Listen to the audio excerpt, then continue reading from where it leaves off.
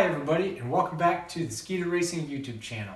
Today we're going to be unboxing the KBD front bumper for an S13, and I'm going to be showing you a time lapse of what this bumper looks like as it's reforming in the heat. So if you're unaware of these front bumpers, they actually ship them to you in a very small box. Because they're so flexible, they're able to fold them up and put them in a small box. As you can see, I've got it sitting on the hood of my S13 right now. So they suggest to either set it out in the sunlight or set it in a bake booth, which is something that professional paint shops have, and it's to help make their paint cure faster. Right now, it's an overcasty day. There is no sunlight. 2, I'm not going to call in a favor to use a bake booth just for this front bumper. But something I do have is in my garage, mounted right above me, I have a radiant wall heater. And it is pointing directly at my hood, because this is usually where I'm working, is in the engine bay. So I think if I set the bumper up right here, it ought to have the same effect, and it should take shape pretty well.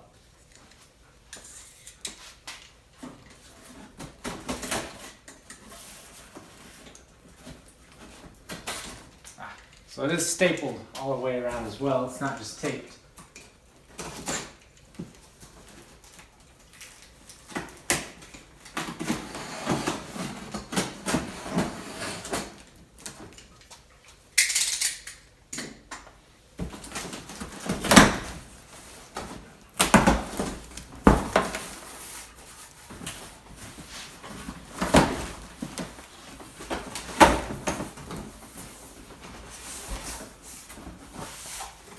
So this is what a KBD bumper looks like fresh out of the box, or still in the box in my case. As you can see, the edges are rolled over, but like I said, it's extremely flexible. Looks like it did pick up some scratches while it was shipped, but that's no big deal because we're gonna paint it anyways. And I must say, please paint your KBD kits. Please, please, please. I see so many cars out there running these kits unpainted, just in this raw plastic black. Please, please paint your kits.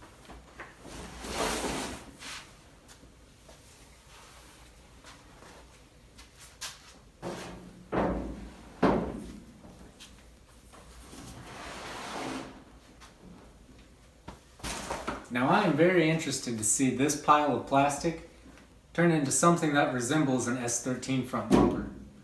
Right now I can see it, but man is it wadded up. So here's where we're going to start the time lapse. I'm sure this will take quite a few hours, especially because it's so cold here, and I'm just working off a radiant heater. So I'm going to set up a time lapse. I'm going to leave this bumper right here, and you guys can watch as it unfolds and hopefully becomes an S13 front bumper. I may give it just a little bit of help.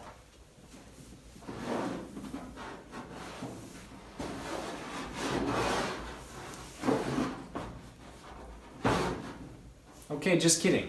Every time I move it, it sucks right back to where it was in the box. So I'm just gonna leave it like this, and we'll come check on it every so often.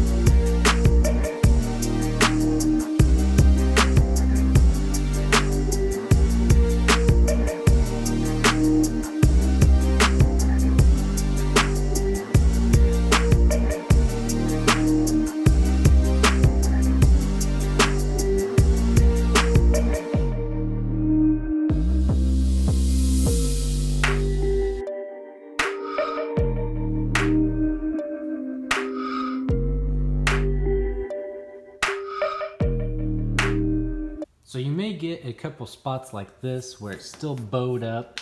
Got another one down here where it's got just a little bit of a bow. I did reach out to KBD. I was like, hey, I've done everything I can. I've still got a couple spots here. What can I do?